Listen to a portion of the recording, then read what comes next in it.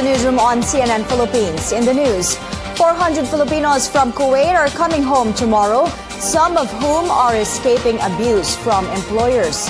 The family of Joanna Demafelis, the OFW found in a freezer in Kuwait, cries for justice. The Interpol joins the hunt for Joanna's former employer. And we give you a peek at OPM legend Lolita Carbon's concert happening on Valentine's Day.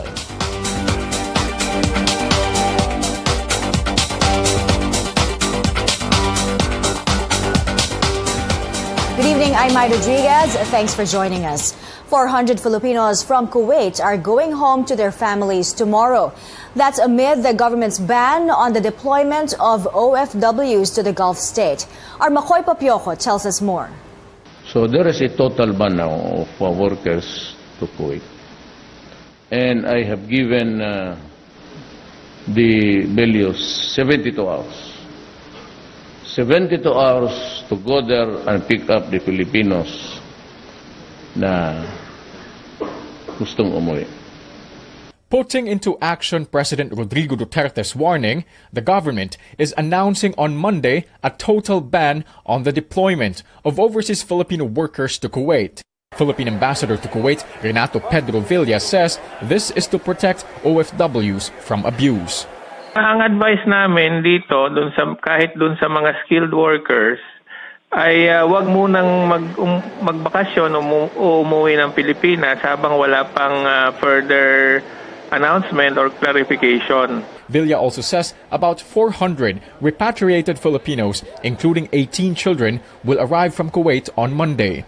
These are Filipinos who have availed of the Kuwaiti government's amnesty for overstaying foreign workers or those who had escaped from their employers.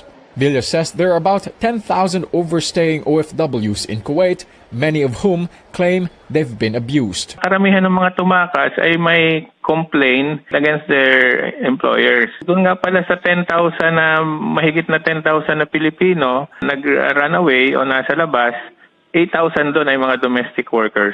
The government appeals to Kuwaiti immigration officials to extend its amnesty, which will end on February 22nd. Villa says he hopes around 2,000 more OFWs get to go home before the deadline. The amnesty comes amid the death of Filipina domestic worker Joanna Demafelis. Villa says Joanna's body may be sent back to the Philippines within the week. The Kuwaiti authorities have yet to finish the autopsy. Nung pumunta ako ng Webes, hindi pa siya ma-examine yung bangkay ni Joanna dahil very much frozen. So i-thaw pa yon, i-defrost, kumbaga, para ma-examine. President Duterte says more than demanding for justice for Joanna's murder, the ban urges the Kuwaiti government to sign an agreement for the better protection of Filipino workers. Makoy Papioko, CNN Philippines. Senators are calling on the government to assist OFWs who will be coming home from Kuwait. Senator Laila De Lima says government should ensure they'll find decent jobs here at home or other overseas destinations. Senator Sonny Angara agrees, saying bukod sa pagsiguro sa kanilang kaligtasan, dapat may trabaho at tulong pangkabuhayan para sa kanila. Senator Kiko Pangilinan also wants help for the OFWs but says a ban should be the last resort. He adds Kuwait and the Philippines should address labor issues first. Senator Win Gatchalian meanwhile points out the government should no longer allow OFWs in countries where there are no strong bilateral agreements to protect them. Filipina Joanna Demafelis wished to bring food to her family's table and send her siblings to school. So she went to Kuwait and worked as a housemaid. Her dreams, however, reached a tragic end there. She suffered abuse and ended up dead. Now her family cries for justice. Rex Remitio tells us more. An ambitious, hopeful Joanna Demafelis of Sara, Iloilo left for Kuwait to work as a domestic helper in May 2014. In her last Facebook post before she left, she says, "Huwag kang magalit sa taong kinakailangan kang iwan." She also says, marahil ang dahilan ng katapusan ay hindi ang katotohanan na may panibagong aasahan, kundi ang realidad na lahat ng bagay, matibay man o hindi, ay may hangganan. Her loved ones never saw her again. Her sister Joyce Demafelis says since then, Joanna had sent money every 3 months. It was only then that they got to talk over the phone, and only for a few minutes. The last time was in 2016. Sabi ko, kung ano ba, may nangyayari ba dyan sa kamusta yung kalagayan mo? Sabi niya, okay lang naman daw siya. Kasi nag-worry kami ni Papa, probinsya sa ni Mama, kasi madami yung nangyari sa Kuwait. Pero yung sa akin, parang binabantayan siya ng amo niya. Then on Friday, a shocking news. Authorities informed them of Joanna's gruesome death. Ay, pumunta nga ako kahapon dito sa akin tanghali, mga bandang alaw ng hapon. Yung taga-uwa. Ayun, nagbalita sa akin na kung kilala ko daw si Joanna Dimaplis. Yung anak ko yan. Nakahubad daw. At saka daw sa freezer. Nakabalugtot. No, para pinirito ang gilitsyon. Is there something wrong with your culture? Is there something wrong with the values? But pinansya yung katawan.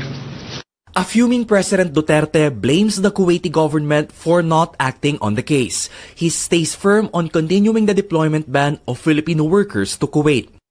The president also reminds them of the country's help when it sent troops to help Kuwait against invading Iraqi forces in the Gulf War of 1991. We did not fail you.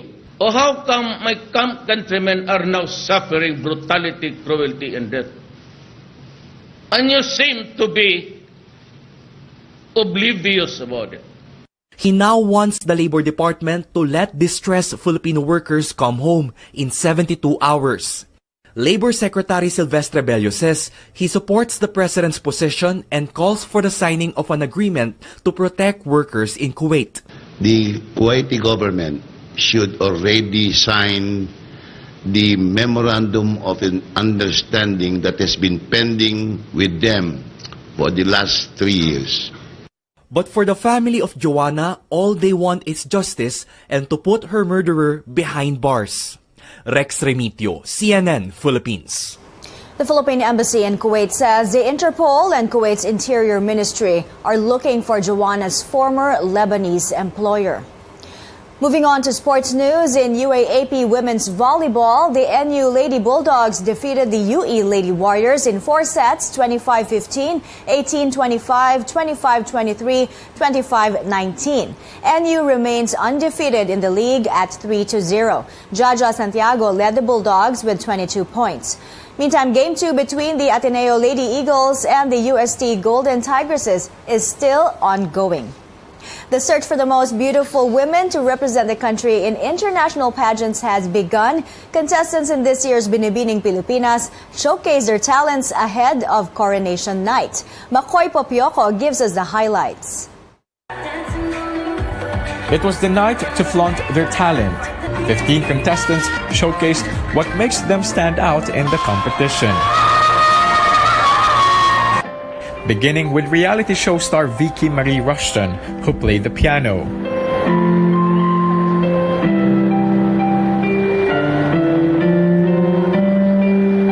Early favorite Catriona Gray once again showed off her vocal prowess.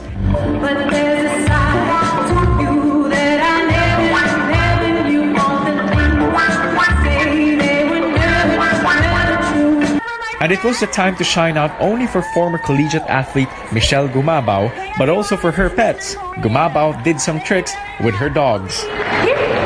Sit. Hello. Yay! Say hello to everybody once again. Hello. Hello. The pageant season is definitely on. Hundreds of fans are raving over their bets. I've seen Catriona during her talent competition in Miss World before, and I know the prowess of her voice, and I want to hear it again.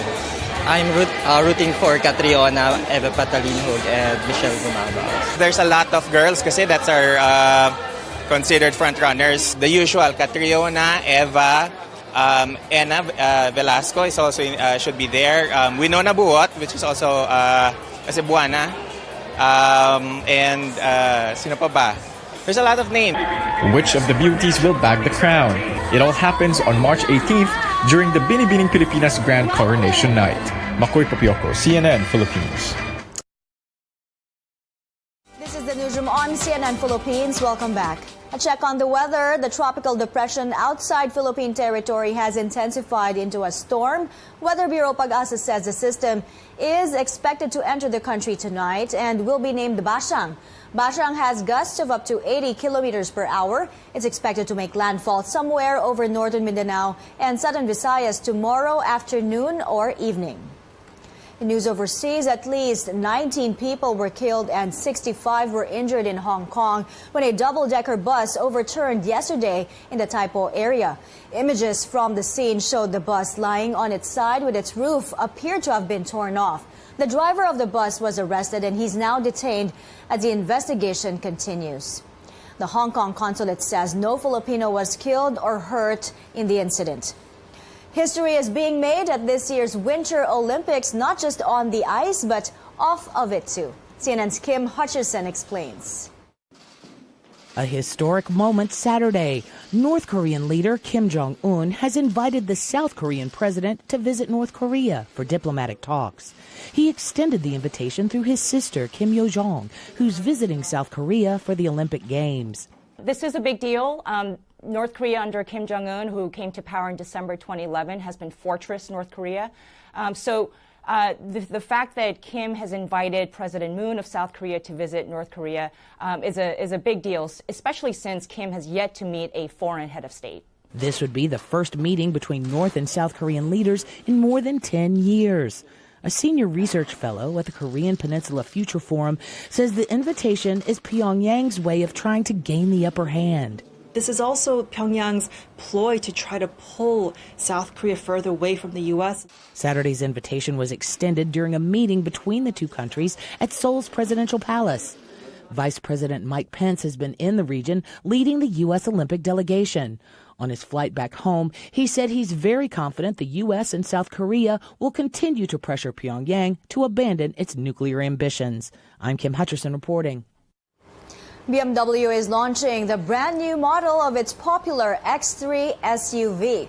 This is the first car out in the market after San Miguel Corporation bought a majority stake in the local distributor last year. Claire Yao tells us the X3 is expected to be a bestseller. Even before the all-new X3 rolled out onto the stage, BMW officials already knew this was going to be their bestseller for the year. This is the third generation of the X3, which has so far sold more than 1.5 million units globally since its launch in 2003. With sharp curves, large grills, and angular lights, this mid-sized SUV is strong and muscular. But it's even more agile than before, a full 55 kilos lighter than old models. It's easy driving, whether on or off the road. Inside the X3, it's all about sophistication, with a 10.25-inch central display and the latest technology connecting the driver with the car. If you've ever had problems navigating and driving at the same time, the BMW has the solution for you. This toggle acts as a trackpad, and you can actually start writing your destination, and the car will search it for you. There you have it. There was, however, one more detail car enthusiasts wanted to hear: the price tag, especially after the train law raised taxes on new cars. The good news? The price is staying the same. The X-Line will sell for 4.39 million pesos. The high-performance M Sport will sell for 4.59 million pesos. This year, because it's an all-new model, we are expecting that over 20% of our volume mix will be driven by the all-new X3. This is the first car launch after San Miguel Corp bought out the majority stake in BMW's local distributor last year. Officials say the business can only grow faster under the wing of San Miguel. The goal is to be the #1 luxury car brand in the country. All the endeavors of San Miguel has been widely successful. BMW being its first endeavor in the automotive industry. We are here also to contribute to that leadership, of course. SUVs are still the most popular cars in the Philippines, so 2018 will be an X year for BMW. So aside from the X3, we also are going to introduce an all-new model, market introduction soon of the X2. We will also have the new X4. By the end of the year, we will see an all-new X5. With a brand new lineup for the X series, BMW hopes it can keep the sales growing this year, tax or no tax. Claire Yao, CNN Philippines. Still ahead, more reactions on the Sharon Gabby ad. We tell you how the megastar's husband, Senator Kiko Pangilinan, feels. And folk rock icon Lolita Carbon talks about her Valentine's Day concert. We'll give you a sneak peek when Newsroom Weekend returns.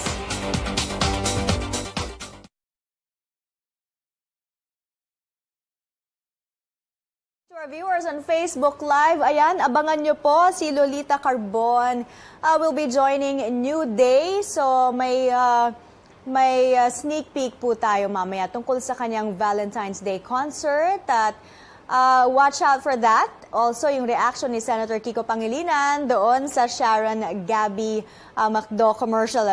Now, we only have 30 seconds para sa mga greetings. Si Polino Soliano is watching from Toronto. Renato Surbico from Malaysia. Yolanda Cacho from Germany. McLean Cabaneros from Doha. And si Wawa Lamahan from Japan. Gentro from Guam.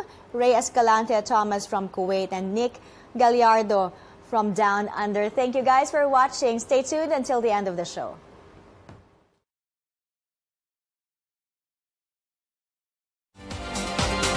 The Newsroom's back with more stories. Japanese drummers are traveling the world to share their music as they believe every drumbeat tells a distinct story. Soon, Filipinos will have the chance to witness this world-class act. Here's the second part of Tristan Nodalo's special report. Music comes alive with their literally heart-pounding numbers. Spectacular performances that are truly world-class. For almost 3 decades, Japanese drum group Tao has traveled to several continents and performed in and outside Japan to showcase their rich culture. There was one Japanese taiko troupe and they were so famous at that time, I was inspired to create my own group. Drum Tao combines traditional Japanese taiko drumming and contemporary music that cuts across generations. We energize, those people. So once we know it, I'm so happy and I'm so excited. A female musician is leading the male-dominated group. Recently, she says it is not an easy role. Drum Tao came in our hometown and my friends invited me to watch the show. I didn't like it at first, but later on I was impressed and decided to audition. For all its fascinating performances, Drum Tao is always facing a challenge to come up with new concepts and shows. Creation, every time, we create the brand new show every year. So every year we have to create a new number, new performance, new choreography or something like that. So every time we release the brand new show in May. Drawing inspiration from nature, mixed with the contemporary, Drum Tao shows make sure that every drum beat, every number has a distinct story to tell. I love dancing and playing drums as well. I've been to a lot of places, and nature is one of my inspirations when conceptualizing shows or composing music. Now the group is gearing up for their world tour, and one of their stops is Manila on April 19th to the 22nd. This is the second time Drum Tao is performing in the country since 2012. Well, every time at the end of the show, we stand in front of the audience and make a bow, and we get a lot of applause from the audience. And that's, I feel like, yes, I'm alive. That's that's why I'm doing that. I'm doing this for my life. With dedication and passion and intense training for more than 2 decades, they showcase to the world the richness of Japanese culture, highlighting the traditional with a touch of modernity. Drum Tao performers stand out with heavy drumbeat, connecting generations through their love for music. With their high-energy, action-packed shows and all-out performance, the group hopes more people will join their journey, one drumbeat at a time. Tristan Nodalo, CNN Philippines.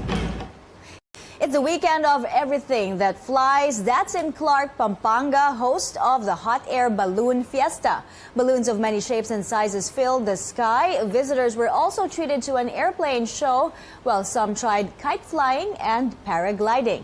Organizers say about 150,000 tourists were in Clark this weekend. Fans were thrilled to see Sharon Cuneta and Gabby Concepcion back together, at least in a new commercial. The ad, titled Kamusta Ka, was released Friday and sent netizens a buzz. This ad also made the megastar's aunt Helen Gamboa emotional. Sharon says the veteran actress was there since the beginning of the Sharon-Gabby love story, including the first breakup when she was just 16. Here's the video showing Tita Helen crying while watching the McDo commercial. Sharon tells her Aunt Helen to stop crying, saying she and Gabby are both happy with their own separate lives. And if you're wondering what Senator Kiko Pangilinan thinks of the ad, well, he says he fully supports his wife and her career.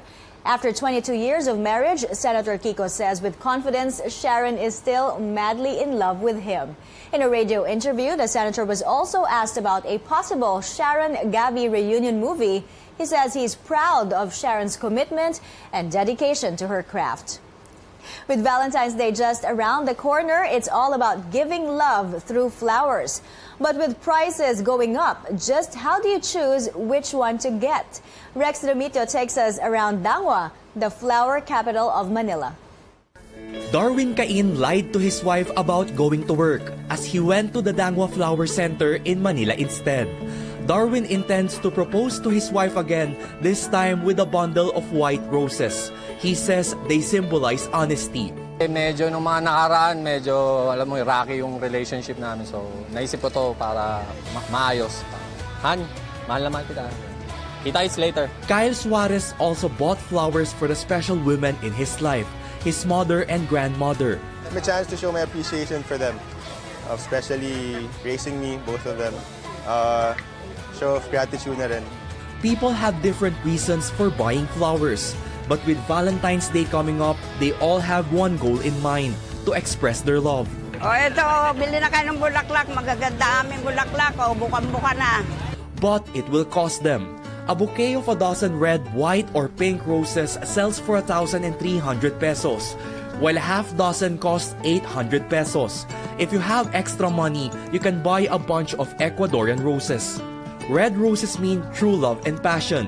White means purity of intention.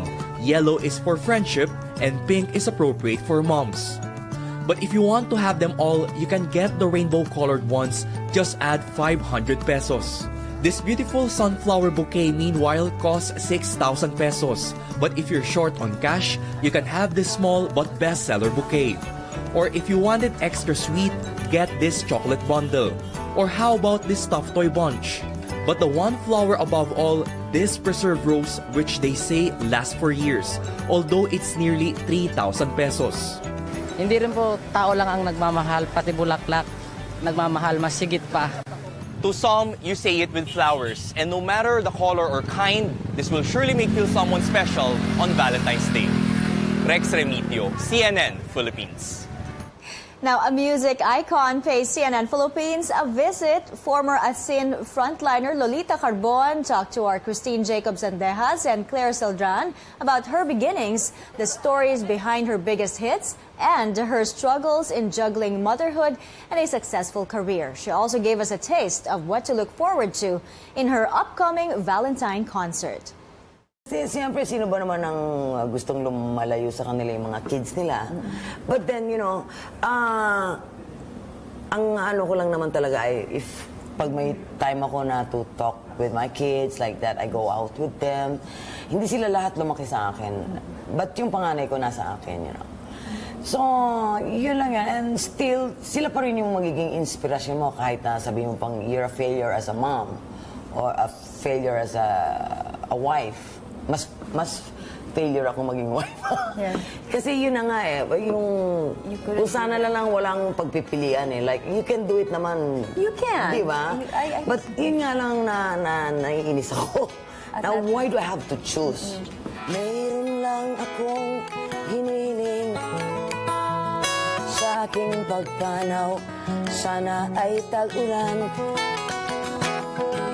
Gitara ko ay aking dadalhin, upang sa ulap na lang tayo magkantahan.